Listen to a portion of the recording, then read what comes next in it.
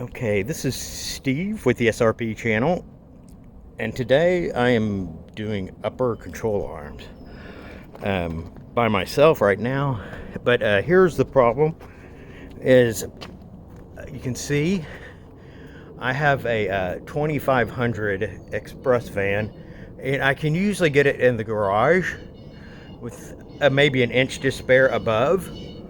But here recently, I've gotten new tires, which I love, but Michelin LTs, and I think they're at least an inch taller. But anyways, my clearance issues here are bad.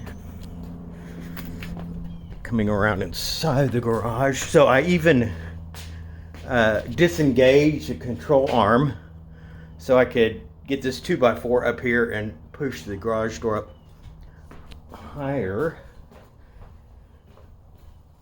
But, you know, if I come in here with that, that's going to hit that little control arm of the opener.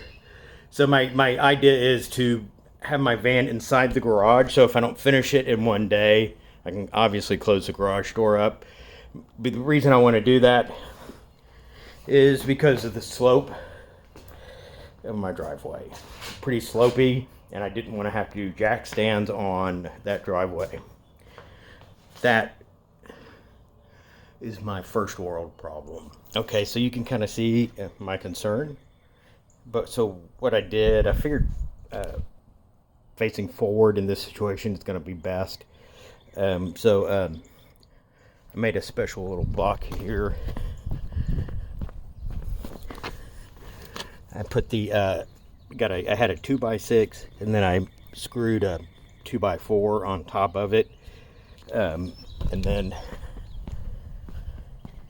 over here just another 2x6, but and then put it in, start it back up, put it in neutral, and let it coast back, and these stopped it good and well. So then put my emergency brake on. What do you need tire iron?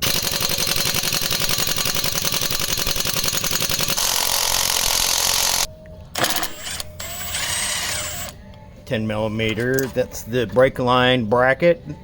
Then I got this with the little interior tool. I think that's the ABS sensor line. That kind of broke off. I might have to replace that fitting, but that's it. And then this little bracket here.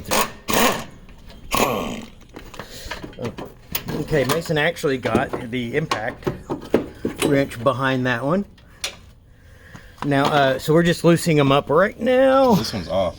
Or that one's off, but I haven't took the bolts out. This one we had to get a 13/16 wrench. I can't find my 20mm. I think that's what it would have been, is 20mm metric. But this is tight enough to where I don't think it'll jam. It's close enough to the 20mm. Seems to work fine.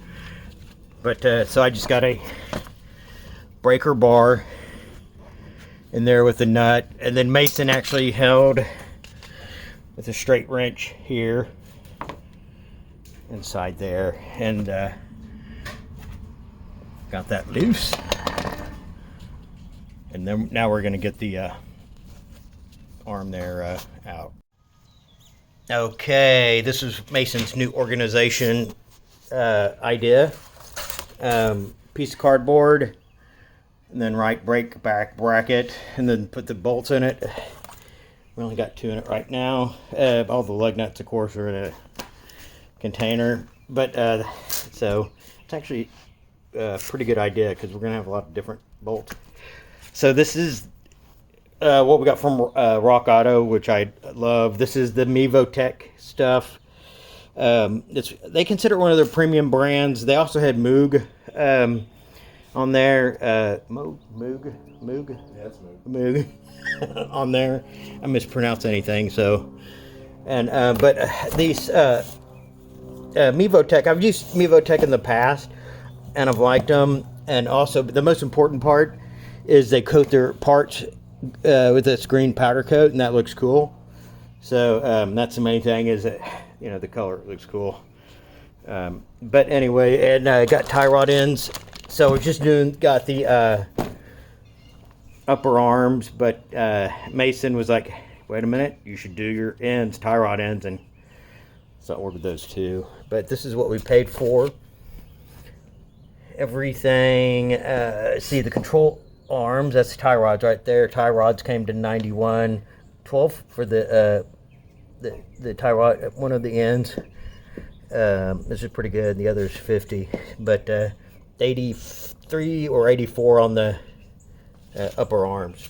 It's pretty good. But when I was on the Napa site, they had this Mevotech on their site as one of their brands for $223 an arm, which kind of seems crazy. But that's it on the parts front. Oh, and the unofficial music being played today is Alice in Chains. Kind of got an Alice in Chains shuffle going. So that's the unofficial music being played. Okay, so this got the control arm out. I had to actually hammer with a baby sledgehammer here from underneath the ball joint. That bad boy. So I saw a lot of people have used like air hammers, air chisel. It's one of the air tools I don't have, but you don't really have to worry about damaging this because obviously I even had a 3-foot crowbar. I was ready to go to war with that bad boy, but and I kept everything with a little jack under this here just to keep that stabilized and not damage the lower ball joint. And that's all for now. Okay, so we're plugging along here, but everything's going good. But I'm going to do an STTs on my channel. I haven't posted any Fiesta ST, or excuse me, Focus ST. My son has the Fiesta ST. That's a stock OEM radio, but this is actually my wife's car, and it's a blue Focus ST. I don't know what the factory specific blue name is, but this is the system I put in about 2 years ago, and the sun is like right there. Okay, so this is the cover I made for it.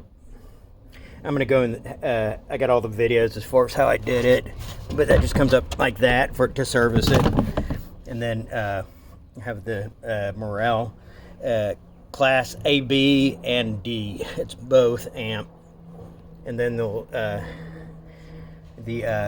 JL audio processor, crossovers, fuse box, and actually a fan in there too. But and then that's the subwoofer, and that covers up there, and then it neatly closes back up. Okay, love this axe. Brake cleaner, the ultimate brake cleaner. Had to do a shout out to them. The hardest part right now, Mason's very frustratingly trying to getting that bolt back in there. I think he's really enjoying himself right now. Okay, these are the old control arms, and look at those bushings down there. Pretty worn out. They had a lot of movement in them. Yeah, old ride. So yeah, these are definitely the original AC Delco GM control arms.